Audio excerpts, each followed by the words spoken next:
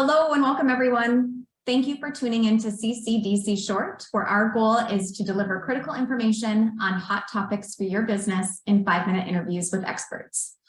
My name is Christy Bars, and I'm president of the Hastings Area Chamber of Commerce.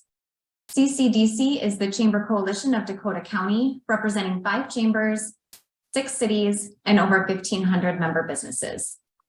Today, we are honored to have Laurn Schothorst with us. Laurn is the Director of Workplace Management and Workforce Development Policy at the Minnesota Chamber.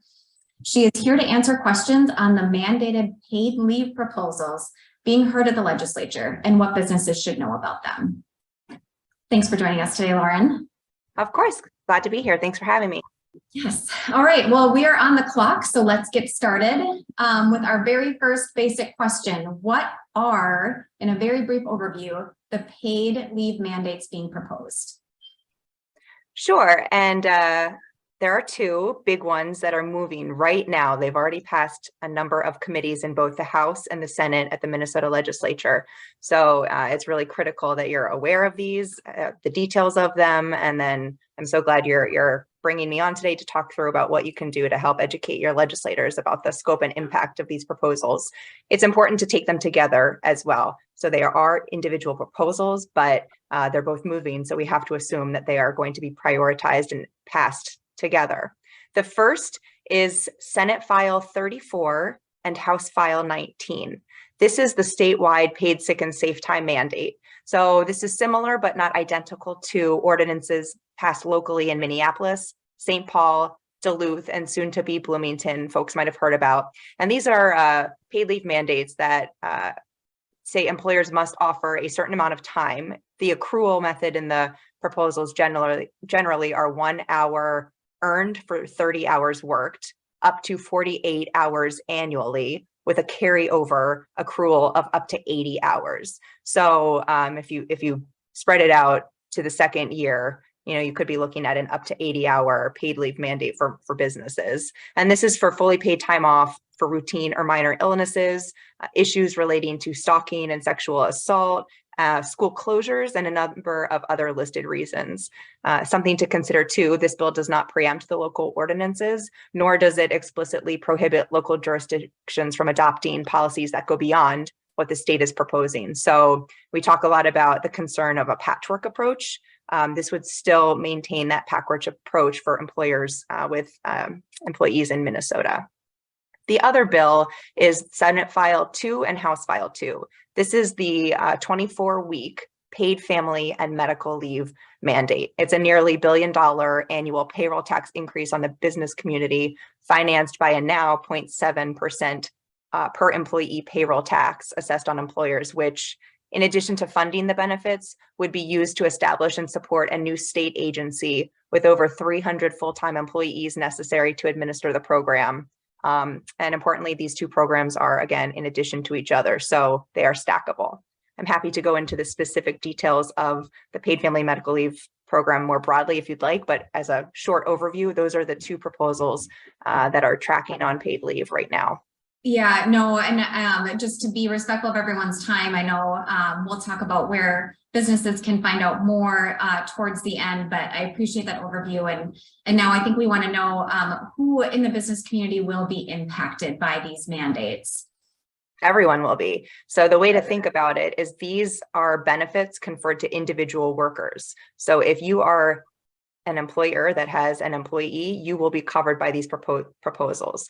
So businesses of all sizes, and both in the private and public sector, so local cities and counties who have staff, as well as school districts, would also be covered under the proposal, and nonprofits as well. And I think that's a really important point to make, is that there's no one that, unless you are meeting this already in your business, meeting that floor, there's no one that won't be impacted by these mandates being proposed. Sure, and in the details that you send out with further information about the specifics, that's where folks should focus on. The details do matter. It's 24 weeks. Mm-hmm. The definition of a family member is very expansive. So you might think you have a decent benefit right now, but we don't believe a single employer in Minnesota would be able to opt out of the proposal because we don't think a single employer meets all of the terms and conditions that the state would impose as the floor for this benefit set. That's a very important point. Okay, so knowing that this is coming down the pipeline, is moving through the legislature fast. If it is adopted as proposed, when would this program be implemented? So that is a little bit up in the air. The bill as drafted includes provisions starting in 2023, but the idea is that 2025 would be the first year that benefits could be collected. There is a surplus right now that the state has, and so in traditional programs, it usually takes about a year of benefit assessment or premium assessments to kick in to collect to seed the fund before folks are entitled to these benefits. The approach is using surplus dollars right now to pump money in on the front end so that benefits can be collected the same time the tax goes into effect, but that's not traditionally how it works. The other thing is you have to stand up a 300-person agency and develop the program itself. It's a state-run insurance program, essentially. So there's about, in the bill, it assumes that this program gets 2 years. It takes 2 years to develop it. We don't think that's necessarily the case, but that would be, the benefits would technically kick in when the program is operational. So the bill has 2025, but it could be pushed out depending on the technical ability of the state to develop this program.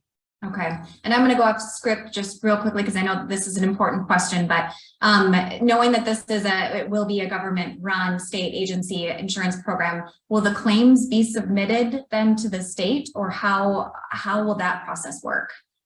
That is the way that it would work. So employees would have to file with the state. The state would have to approve or deny and communicate to employers the status of this application, and then would pay out those benefits directly. Okay.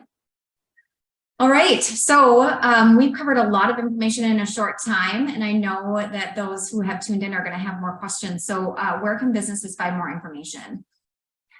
So the chamber is putting out a ton of information. We've developed fact sheets running through the proposal, kind of the top effects, and hopefully that will enable businesses to understand the impact on scope and cost of their workforce, do some back of the napkin or even more formal evaluations on what the cost would be. So that's through the Chamber of Commerce at our end. We share this information with all of you, and you can be a resource too. We're happy to do these types of informational events and welcome the opportunity to speak with your members. If anybody has questions, please feel free to connect us. And then I would say that if you're not familiar with the Minnesota legislative website at the legislature, this lists all of the members, the committees that they're on, the schedule for the week. Tune in there, sign up for a bill tracker. The information that we pump out, it's usually Mondays and Fridays, and we generate some spot alerts as things are needed. But in so much as you want to stay personally involved in the progress of these bills, that the state legislative website's a good place to start too. Right. Well, I kudos to the Minnesota Chamber, because I will say that there is a ton of information on this out there, and you guys have done an excellent job on keeping us as local chambers informed. And I know that the partners within the coalition all have information about this in their e-blasts, and so if members want to connect with their local chambers, they can do that as well. But the state chamber is an excellent resource.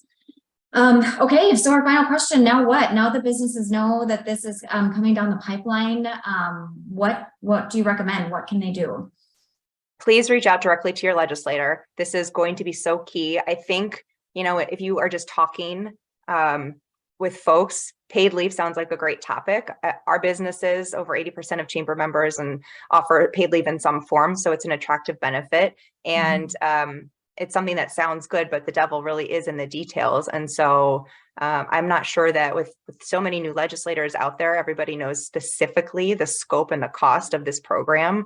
Might be for some kind of program on this, but what Minnesota has proposed is nation leading. Only 11 states have this program, and Minnesota would hit the top on every aspect.